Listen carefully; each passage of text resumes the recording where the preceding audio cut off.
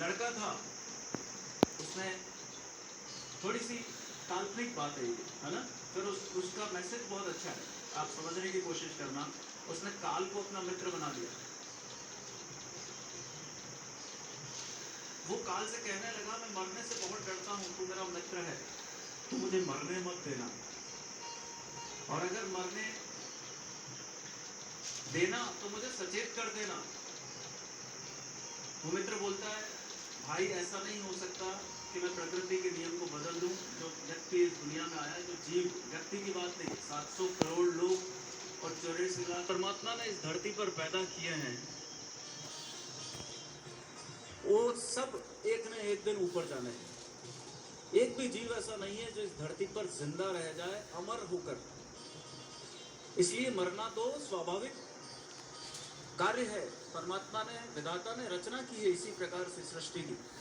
इसलिए तुझे भी जाना होगा, लेकिन मैं तुझे सचेत करूंगा, ये जरूर है।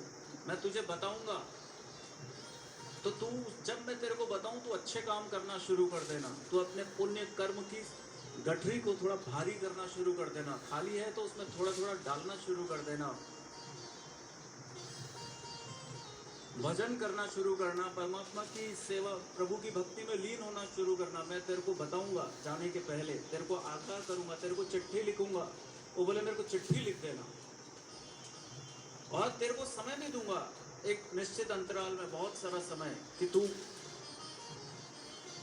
अपना सब बच्चों को सब कुछ बता दे, अपने कल को संवार ले, वैसा समय दूंगा। कुछ साल निकलते हैं और काल उसके दर पर आ जाता है कि भैया चल, तेरा समय आ गया।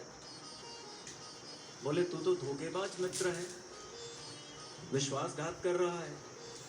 तूने कहा था मैं चिट्ठी लिख के बताऊंगा तुझे और अवसर दूंगा तुझे, तूने तो अवसर ही नहीं दिया और मेरे सिर पर खड़ा है और कहता है तुझे ले जाने के लिए आया हूं। बोले तुझे मैंने 4 बार चिट्ठी लिखी, तू समझ ही नहीं पाया। बोले मुझे तो कहीं चिट्ठी नहीं मिली, तू पावती बता दे, रसीद बता दे। आजकल तो हम लोग क्या हैं, हम लोग ऐसे व्यक्ति हैं जो प्राय सब चीज़ों की डिमांड करते हैं। कुछ देते हैं तो भैया विश्वास नहीं होता, संदेह और शक के घेरे में हम इतने उलझे रहते हैं कि सामने वाले पर इतना विश्वास करते हैं। वो लड़का भी काल पे अविश्वास कर रहा है कि तू पावती बता, तूने कहा मुझे पत्र लिखा।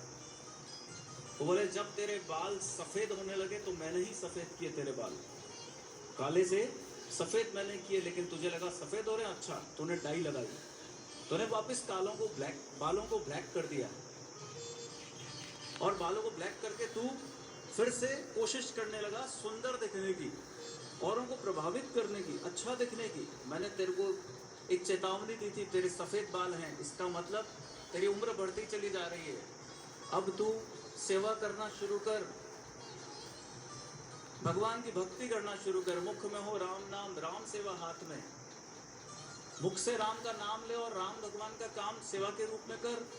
लेकिन तूने सुना नहीं मेरी बात।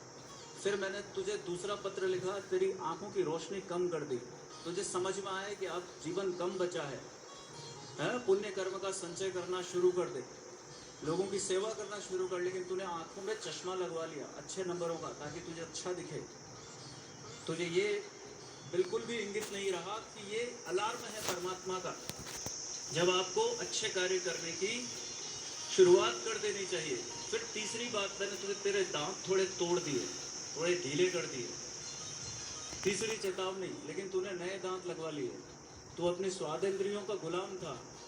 इसका अर्थ ये था तू कम खा, तू अच्छा खा, तला गला मत खा, तू स्वाद को थोड़ा नियंत्रित कर, अपने इस इंद्रिय का गुलाम मत बन। लेकिन तूने नए दांत लगवा लिए।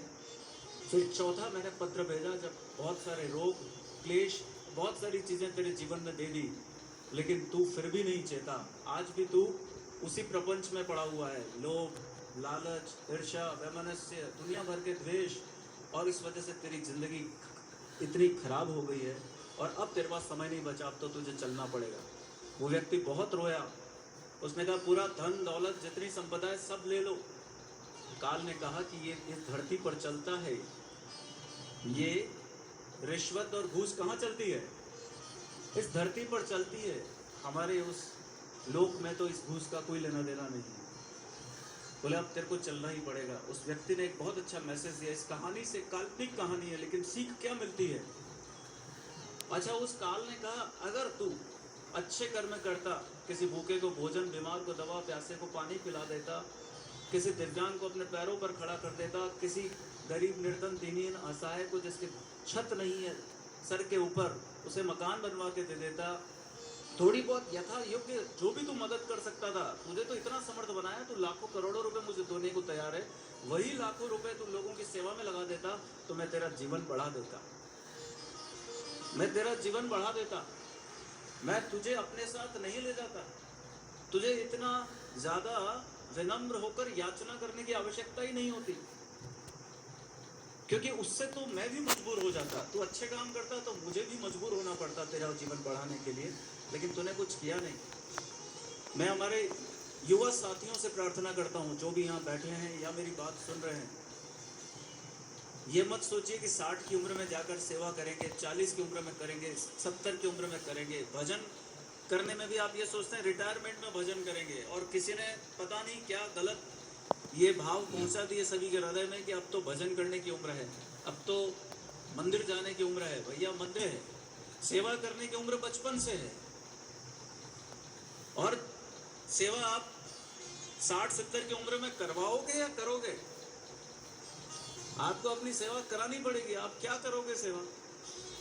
आप यूथ हो, यंग हो, 20-22 साल के लड़के हो, 30-40 साल के व्यक्ति हो, आप में जोश है, जज्बा है, आप में हिम्मत है, एनर्जी है, ऊर्जा है, तो आप उसी समय सेवा करो। आप ज्यादा लोगों की सेवा कर पाओगे क्योंकि आप में ताकत है। एक दुर्बल सा व्यक्ति 70 साल का जो लाठी लेकर चलता हो, उनकी सेवा हमें करनी चाहिए। वो कहाँ सेवा करेंगे? हम जिंदगी भर, एक बहुत सुंदर 2 लाइनें आती है कि जिंदगी निकल गई तो जीने का ढंग आया, और क्षमा बुझ गई तो महफिल में रंग आया। इसका तात्पर्य क्या है? 70 के होने के बाद समझ में आया, अरे ये जिंदगी थी, अरे ऐसा जीना था, अरे हम तो ये सब कर ही नहीं पाए। आपको पता है बहुत पैसे वाले लोग जो पश्चिम में जाकर बस गए हैं, वो कहाँ पूर्व की ओर आ रहे हैं। बहुत धन संपदा कमाने के बाद उन्हें लगता है अरे ये हम कहाँ दौड़ रहे थे। वो अब गुरुकुल में जा रहे हैं, वो अब आश्रमों में जा रहे हैं, वस्त्र बदल गए हैं उनके। आपने देखा होगा जैन समाज में 40-50 साल की, 30 साल के, और इवन टू बच्चे भी दीक्षा ले लेते हैं, कुछ छोड़ देते हैं। जिनको एयर कंडीशन कमरा और वातानुकूलित पूरा बंगला, उसमें वो 20-25 साल रहे हों, वो एक क्षण में सब कुछ त्याग देते हैं और बिना चटाई के और बिना पंखे के आने वाला जीवन निकालते हैं। जिनको आदत ही नहीं है ऐसे जीवन निकालने की, वो वैराग्य इतना कूट कूट कर उनके अंदर हमारे संत महापुरुष भर देते हैं कि उन्हें जीवन की सच्चाई समझ में आ जाती है। तो जितने भी जैन संत महापुरुष हैं और जो दीक्षा जिन्होंने भी ली है, उनको हम बहुत बहुत प्रणाम करते हैं, क्योंकि खुद पर त्याग, प्रेम पर जीवन में चरितार्थ करते रहिए। केवल एक ही उक्ति, खुद पर त्याग। खुद पर त्याग मतलब कम से कम स्वयं पर खर्चा करो। बहुत ज्यादा खाना पीना नहीं, बहुत ज्यादा पहनावा